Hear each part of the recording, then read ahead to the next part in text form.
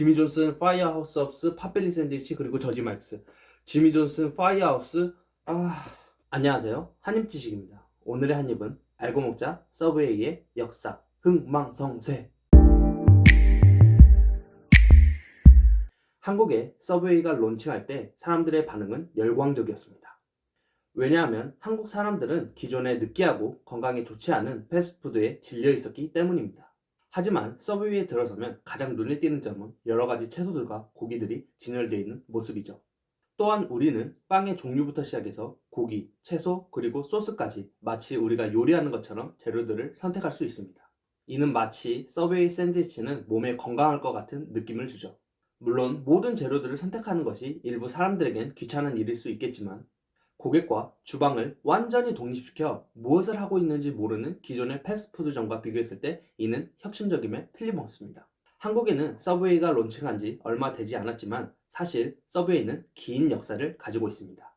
그 시작은 지금으로부터 56년 전인 1965년 미국 브리츠포트에 위치한 작은 샌드위치 가게 피트스 슈퍼 서브마리스입니다. 3년 후 이 가게의 공동 창업자였던 프레드 델루카는 기존의 브랜드를 서브웨이로 바꾸죠. 이때부터 서브웨이의 영광이 시작됩니다. 사실 당시 미국의 가장 큰 사회 문제는 높아져만 가는 비만율이었습니다. 이에 주된 이유는 당연히 널리 보급되고 있는 패스트푸드였습니다. 하지만 서브웨이는 싱싱한 재료들을 앞세워 기존의 건강에 안 좋다는 패스트푸드의 이미지를 180도 바꿔놓았습니다. 바로 패스트푸드도 건강한 음식이 될 수 있다고 말이죠. 이러한 매력 때문에 서브웨이는 나날이 성장하기 시작합니다. 현재까지 100개 이상의 나라에 2000개 이상의 가맹점을 보유하고 있죠. 놀랍게도 이 수치는 서브웨이를 세계에서 가장 많은 가맹점을 보유한 브랜드로 만들어 주었죠. 또한 1990년부터 98년까지 서브웨이의 총 매출 증가는 23조 원에 육박했습니다. 당시 23조 원이면 현재는 상상도 할 수 없는 금액이죠. 당시 미국의 모든 사람들이 서브웨이를 알고 있을 정도로 서브웨이는 유명했습니다. 이는 마치 우리나라 사람들이 롯데리아가 어떤 식당인지 아는 것과 마찬가지죠. 또한 서브웨이는 한국의 롯데리아처럼 길을 걸어가다 보면 어디에나 있었습니다. 그렇다면 서브웨이는 어떻게 이러한 엄청난 숫자의 가맹점을 보유할 수 있었을까요? 이는 서브웨이 샌드위치 브랜드를 빌리는 가격에 있습니다. 만약 개인이 서브웨이 샌드위치 브랜드를 빌려 개업을 한다면 서브웨이 본사 직원들은 브랜드 홍보 및 가맹점 점검을 하여 가맹점들의 매출에 도움을 줄 수 있도록 노력하죠.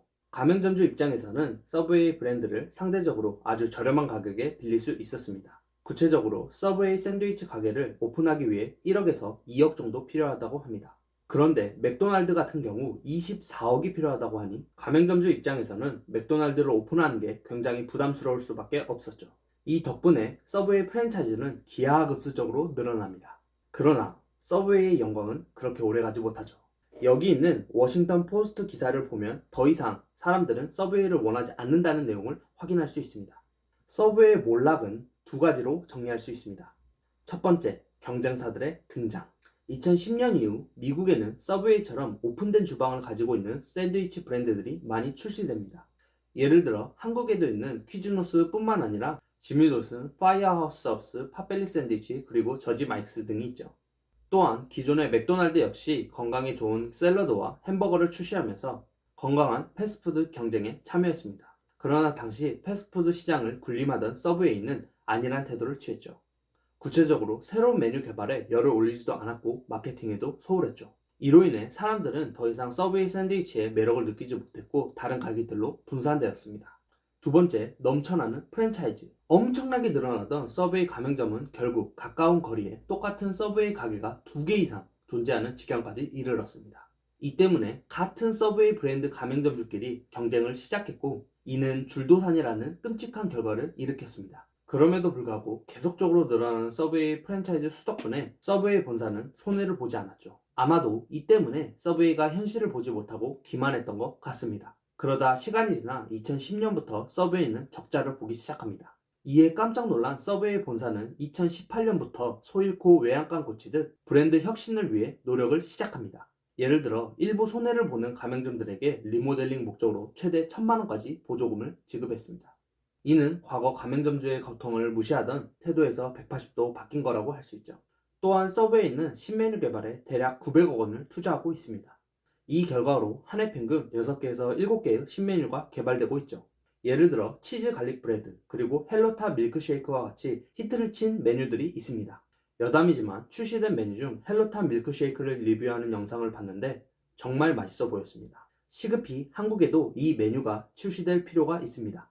감사합니다. 한입지식이었습니다. 제 채널의 모든 소스는 제가 운영하고 있는 블로그를 활용하고 있습니다. 저의 다음 비디오들의 예고편을 확인하고 싶으시면 설명란에 링크 확인해주세요. 감사합니다. 지미 존슨 파이어하우스 서브스 팟벨리 샌드위치, 그리고 저지맥스 등 있죠. 지미 존슨 파이어하우스 서브스 팟벨리 샌드위치, 그리고